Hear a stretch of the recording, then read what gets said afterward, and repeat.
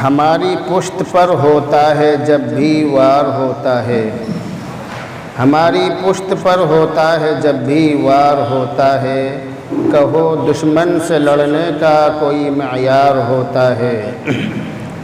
بڑا ہوتا نہیں کوئی بڑی باتیں سنانے سے، بڑا ہوتا نہیں کوئی بڑی باتیں سنانے سے، بڑا ہوتا ہے وہ جس کا بڑا کردار ہوتا ہے۔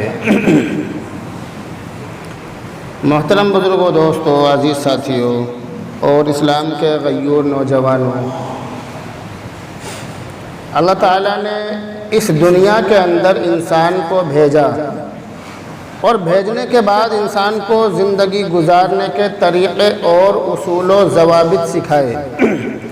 انسان کو زندگی کس طرح گزارنی ہے، زندگی کے کس موڑ پر کس طرح رہنا ہے اور زندگی کے کس موڑ پر کیا کام کرنا ہے، وہ تمام چیزیں اللہ تعالیٰ نے انسان کو قرآن کریم کے اندر بتلائی ہیں اور اللہ کے نبی نے حدیثوں کے اندر وہ چیزیں مسلمانوں کو بتلائی اور اپنی زندگی میں عمل کر کے سکھلائی بھی ہیں۔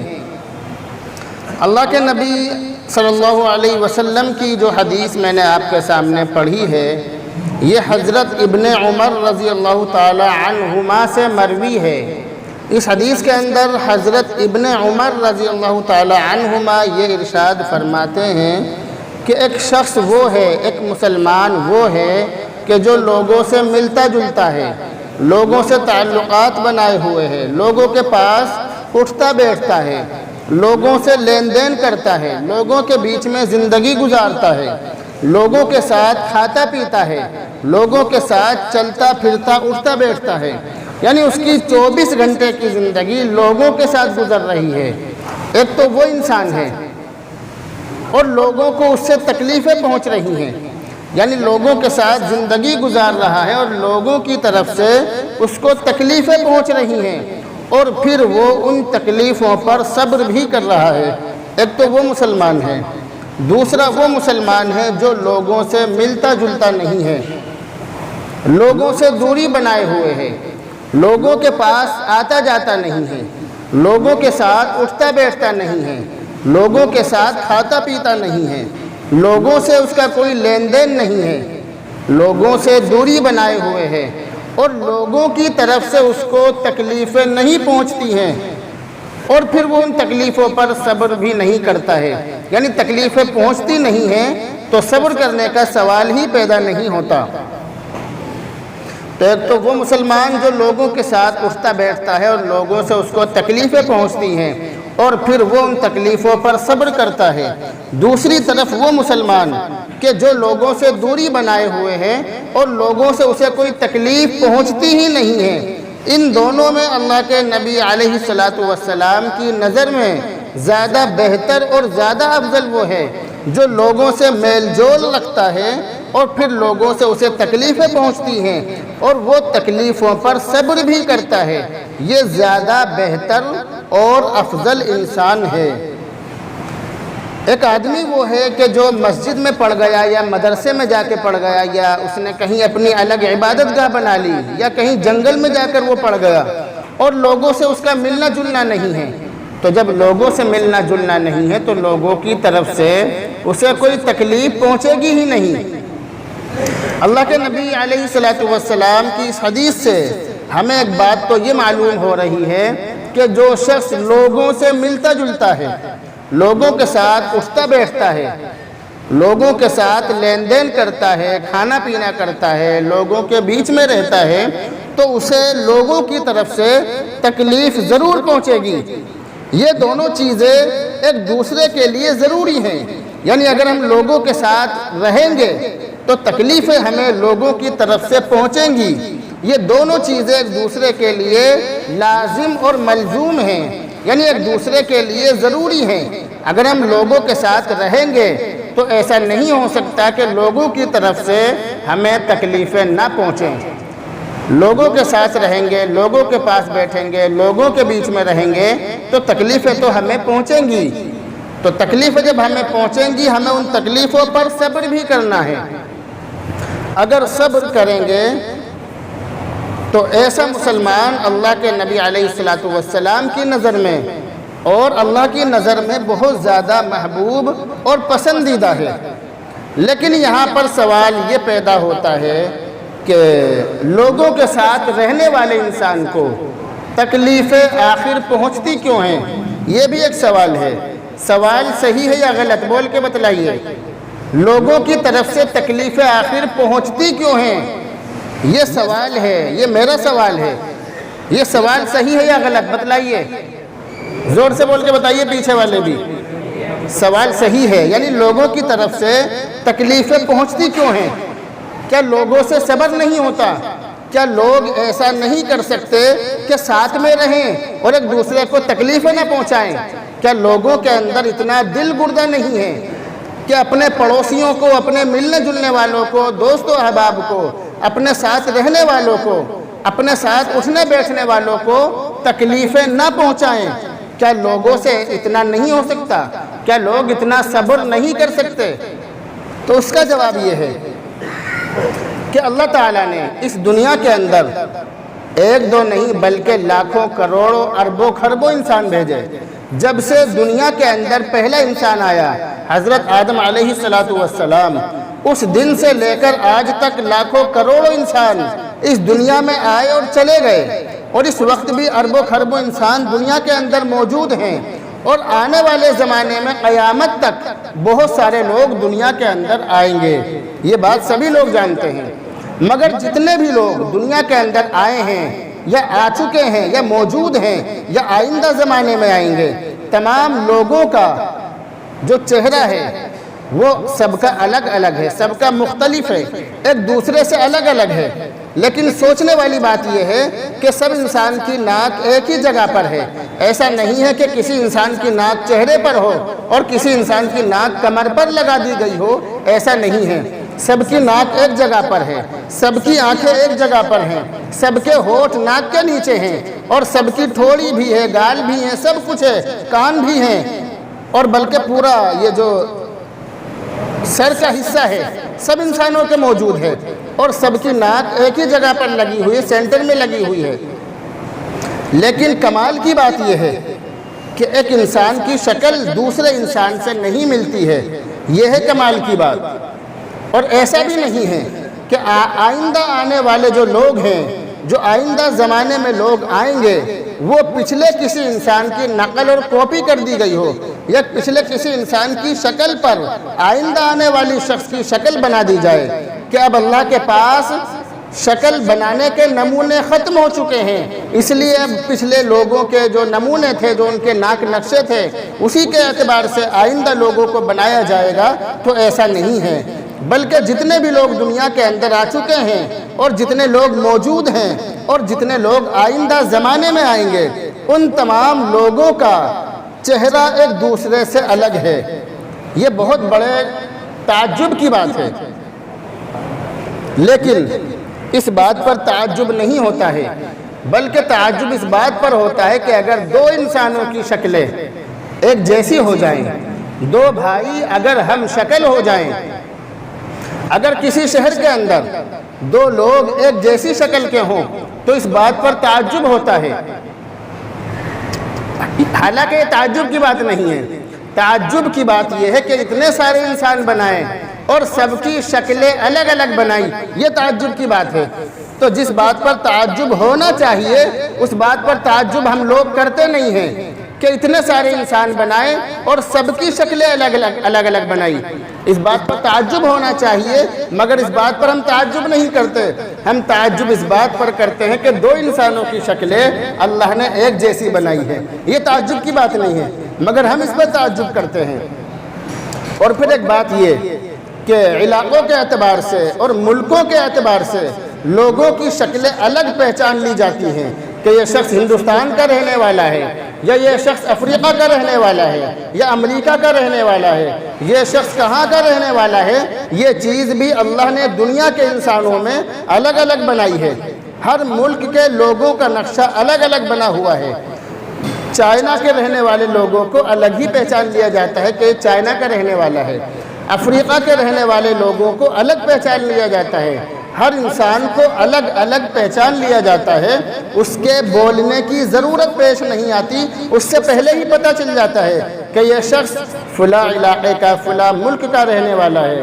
اور پھر ہندوستان ملکوں کے اندر بھی الگ الگ علاقے ہوتے ہیں، وہاں کے لوگوں کی شکلوں کے اندر بھی ہلکا پھلکا فرق محسوس ہوتا ہے۔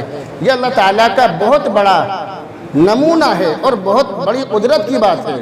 اس کے بعد ایک بات یہ سمجھیے کہ صرف یہ ایسی بات نہیں ہے کہ اللہ تعالیٰ نے انسان کے چہرے کو الگ الگ بنایا ہو، بلکہ انسان کے بدن میں جو حصے ہیں، انسان کے بدن کے اندر جو لکیریں ہیں، انسان کے بدن کے اندر جو بال ہیں، انسان کے بدن کے اندر کا جو خون ہے، انسان کے بدن کے اندر کی ہر چیز کو اللہ نے ایک دوسرے سے الگ الگ بنایا۔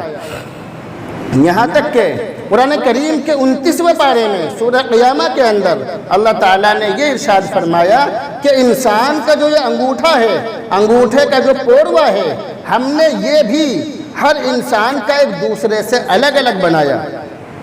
قرآن کریم کے اندر اس کے بارے میں ذکر ہے، اَيَحْسَبُ الْإِنسَانُ أَن لَّن نَّجْمَعَ عِظَامًا، کیا انسان یہ سمجھتا ہے أَن لَّن نَّجْمَعَ عِظَامًا کہ ہم اس کی ہڈیوں کو جمع نہیں کر سکیں گے؟ کیا انسان یہ سمجھتا ہے؟ بَلَا قَادِرِينَ عَلَىٰ أَن نُّسَوِّيَ بَنَانَا، ہم تو اس بات پر بھی قادر ہیں، بَلَا قَادِرِينَ بلکہ ہم تو قادر ہیں اس بات پر بھی أَن نُّسَوِّيَ بَنَانَا کہ ہم اس کے انگوٹھے کے پوروے کو دوبارہ بالکل ویسا ہی بنا دیں گے۔ قیامت کے دن جب انسان کو قبر میں سے اٹھایا جائے گا تو اس کے انگوٹھے کے پوروے کو بالکل ایسا ہی بنا دیا جائے گا جیسا وہ مرا تھا، جیسا اس کا انتقال ہوا تھا۔ تو یہ جو چیز ہے یہ بہت بڑی چیز ہے۔ ان چیزوں کو دیکھ کر بہت سارے عیسائی مسلمان ہوئے ہیں کہ اللہ تعالیٰ نے قرآن کریم کے اندر ایسی بات بیان فرمائی کہ وہ انسان کے ہاتھ کے انگوٹھے کے پوروے کو دوبارہ بنا سکتا ہے۔ یہ کوئی بہت بڑا انسان ہی کر سکتا ہے، کوئی بہت بڑی ہستی ہی کر سکتی ہے۔ ان چیزوں کو دیکھ کر بہت سارے لوگ مسلمان ہوئے، اور اب تو دنیا کے اندر ایسے سائنٹسٹ موجود ہیں، ان کا یہ دعویٰ ہے، ان کا یہ کہنا ہے کہ اگر ان کے سامنے کسی انسان کے انگوٹھے کے نشان کو ان کے سامنے رکھ دیا جائے تو وہ اس کو مشینوں میں ڈال کر، صرف انگوٹھے کے پوروے کے نشان کو مشینوں میں ڈال کر یہ بتلا سکتے ہیں کہ اس آدمی کی ہائٹ کتنی ہے، اس کا وزن کتنا ہے، اس کی لمبائی کتنی ہے، اس کے اندر موٹاپا ہے یا یہ پتلا انسان ہے، اس کا خون کیسا ہے، اس کے بال کیسا ہے، اس کی ناک کیسی ہے۔ تمام چیزیں صرف انگوٹھے کے پوروے سے لوگ آج کے وقت میں نکال سکتے ہیں، بتلا سکتے ہیں۔ ایسے سائنٹسٹ دنیا کے اندر موجود ہیں، یہ باتیں کتابوں کے اندر لکھی ہوئی ہیں۔ تو بات یہاں سے چلی تھی، میں آپ کو وہیں لا رہا ہوں جہاں سے چلا تھا۔ سوال یہ کیا تھا میں نے کہ ایک انسان دوسرے انسان کو تکلیف کیوں پہنچاتا ہے، یہی تو سوال تھا۔ سوال یہی تھا یا کچھ اور تھا؟ یہی سوال تھا کہ ایک انسان آخر دوسرے انسان کو تکلیف پہنچاتا کیوں ہے؟ انسان سے صبر نہیں ہوتا ہے، انسان سکون سے بیٹھ نہیں سکتا، کیا انسان کو صبر نہیں آتا؟ کیا ایک دوسرے کو تکلیفیں پہنچانا ضروری ہے؟ یہ سوال میں نے کیا تھا، تو اس کا جواب یہ ہے کہ جب ہر انسان کی شکل ایک دوسرے سے الگ ہے، جب انسان کے بدن کا ایک ایک حصہ ایک دوسرے سے الگ ہے، جب انسان کے انگوٹھے کا پوروا ایک دوسرے سے الگ ہے، تو پھر مزاج میں بھی اختلاف ہوگا، سب کا مزاج ایک دوسرے سے الگ ہوگا۔ جب ظاہری بناوٹ ایک جیسی نہیں ہے تو مزاج ایک جیسا کیسے ہو سکتا ہے؟ مزاج بھی الگ الگ ہوگا۔ اس لیے لوگ ایک دوسرے کو تکلیفیں پہنچاتے ہیں، لوگوں کو آپس میں ایک دوسرے سے تکلیفیں پہنچتی ہیں، ایک دوسرے سے تکلیفیں ملتی ہیں، اس وجہ سے ملتی ہیں کہ سب کا مزاج ایک دوسرے سے الگ ہوتا ہے۔ سب سے زیادہ مزاج ملنے والی جو ذاتیں ہوتی ہیں دنیا کے اندر وہ میاں بیوی کی ہوتی ہے۔ میاں بیوی کا جو رشتہ ہے یہ ایسا رشتہ ہے کہ ان دونوں کا ایک دوسرے سے مزاج عام طور سے مل ہی جاتا ہے۔ اور ان کے اندر ایک دوسرے کو برداشت کرنے کی اور ایک دوسرے کو ایڈجسٹ کرنے کی طاقت ہوتی ہے۔ ایک دوسرے کی غلطیوں کو یہ لوگ نظر انداز کرتے ہیں، میاں بیوی جو ہوتے ہیں ایک دوسرے کی غلطیوں کو دیکھتے ہیں اور دیکھ کر نظر انداز کر لیتے ہیں، اپنی آنکھیں پھیر لیتے ہیں۔ یہ دنیا کے اندر ہوتا ہے، لیکن میاں بیوی کے رشتے کے اندر جو سب سے زیادہ مضبوط میاں بیوی کا رشتہ تھا وہ تھا ہم سب کے آقا، کائنات کا تاجدار محمد عربی صلی اللہ علیہ وسلم کا۔ آپ صلی اللہ علیہ وسلم کو حضرت عائشہ صدیقہ رضی اللہ تعالی عنہا سے جو محبت تھی وہ دنیا کے اندر کسی شوہر کو اپنی بیوی سے نہیں ہو سکتی، اور کسی بیوی کو اپنے شوہر سے وہ محبت دنیا کے اندر ہو ہی نہیں سکتی۔ یہ دونوں میاں بیوی جو تھے محمد عربی صلی اللہ علیہ وسلم اور حضرت عائشہ صدیقہ رضی اللہ تعالی عنہا، جتنی محبت ان دونوں میاں بیوی میں تھی دنیا کے اندر کسی میاں بیوی میں اتنی محبت نہ آج تک ہوئی اور نہ قیامت تک ہو سکتی ہے۔ لیکن یہ جو دونوں میاں بیوی تھے ان کے اندر بھی لڑائی ہوتی تھی، ان کے اندر بھی ناراضگیاں چلتی تھی، یہ بھی ایک دوسرے سے ناراض ہوتے تھے۔ بہت سی مرتبہ حضرت عائشہ صدیقہ رضی اللہ تعالی عنہا اللہ کے نبی علیہ السلام سے منہ بنا لیا کرتی تھی، ناراض ہو جاتی تھی۔ بہت سی باتیں ان کو اللہ کے نبی کی اچھی نہیں لگتی تھی تو وہ منہ بنا لیا کرتی تھی۔ پھر اللہ کے نبی ان سے بولتے تھے تو ان کا جواب بھی بڑا عجیب ہوتا تھا، وہ جواب بھی ایسے ہی دیتی تھی، لیا دیا سا، یعنی جب محبت والا جو جواب ہوتا تھا جب غصے میں ہوتی تھی تو پھر جواب بھی غصے والا ہوتا تھا۔ تو ایک بار اللہ کے نبی علیہ السلام نے حضرت عائشہ سے کہا، حدیث کے اندر ہے کہ اے عائشہ جب تم مجھ سے ناراض ہوتی ہو تو مجھے پتہ چل جاتا ہے، اور جب خوش ہوتی ہو جب بھی پتہ چل جاتا ہے۔ تو حضرت عائشہ رضی اللہ عنہا نے عرض کیا، اے اللہ کے نبی آپ کو کیسے پتہ چل جاتا ہے؟ تو انہوں نے کہا کہ جب تم مجھ سے ناراض ہوتی ہو اور تم قسم کھاتی ہو تو تم کہتی ہو ابراہیم کے رب کی قسم، جب ناراض ہوتی ہو تو کہتی ہو ابراہیم کے رب کی قسم، اور جب خوش ہوتی ہو تو کہتی ہو محمد کے رب کی قسم۔ یہ بات اللہ کے نبی نے ان سے کہی اپنی بیوی سے کہ مجھے معلوم ہو جاتا ہے جب تم مجھ سے ناراض ہوتی ہو، اور جب خوش ہوتی ہو جب بھی معلوم ہو جاتا ہے۔ جب ناراض ہوتی ہو اور قسم کھاتی ہو تو کہتی ہو ابراہیم کے رب کی قسم، اور جب خوش ہوتی ہو اور قسم کھاتی ہو تو کہتی ہو محمد کے رب کی قسم۔ حضرت عائشہ صدیقہ رضی اللہ تعالی عنہا نے اللہ کے نبی کی یہ بات سن کر فرمایا، لا احجر الا اسمک، اے اللہ کے نبی میں صرف آپ کا نام چھوڑتی ہوں، یعنی جب میں آپ سے ناراض ہوتی ہوں تو صرف آپ کا نام چھوڑتی ہوں، مگر دل کے اندر وہی محبت باقی رہتی ہے۔ تو بتلانے کا مقصد یہ ہے کہ سب سے زیادہ مضبوط رشتہ دنیا کے اندر جو ہوتا ہے وہ میاں بیوی کا ہوتا ہے۔ دونوں کی ایک دوسرے سے ضرورتیں ہوتی ہیں، دونوں کے ایک دوسرے سے کام ہوتے ہیں، دونوں ایک دوسرے کے بغیر رہ بھی نہیں سکتے ہیں اور رہنا بھی نہیں چاہتے ہیں، دونوں ایک دوسرے سے زیادہ دن دور نہیں رہ سکتے ہیں۔ اگر صحیح راستے پر چلیں اور دین کے راستے پر چلیں اور حرام کاری سے بچیں اور اچھا نوجوان ہو تو اپنی بیوی سے زیادہ دن دور نہیں رہ سکتا ہے۔ تو یہ سب سے زیادہ مضبوط رشتہ ہے، لیکن اس رشتے کے اندر جو سب سے زیادہ مضبوط رشتہ ہے وہ اللہ کے نبی کا اپنی بیوی سے تھا، مگر ان کے بیچ میں بھی لڑائی ہوتی تھی۔ اسی طرح اللہ کے نبی کے بعد سب سے زیادہ مضبوط رشتہ جو تھا وہ تھا حضرت ابو بکر صدیق رضی اللہ تعالی عنہ کا اور حضرت عمر فاروق رضی اللہ تعالی عنہ کا۔ ان کا رشتہ بھی بہت زیادہ مضبوط تھا۔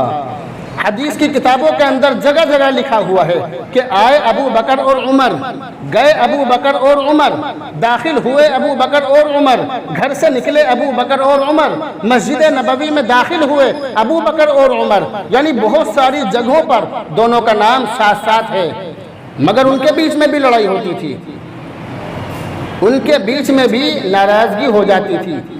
اب ناراضگی کیا ہو جاتی تھی اس کو بتانے کا ٹائم نہیں ہے، کیونکہ شاید ٹائم ہو چکا ہے، یہ ٹائم ہے ابھی، اچھا ابھی 3 منٹ ہیں، چلو اس لیے بتلا رہا ہوں، ابھی 3 منٹ ہیں۔ ان کے بیچ میں بھی ناراضگی ہوتی تھی۔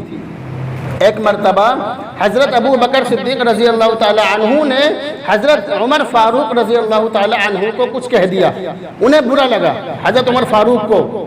جب برا لگا تو وہ چل دیے ناراض ہو کر، حضرت ابو بکر ان کے پیچھے پیچھے چل دیے۔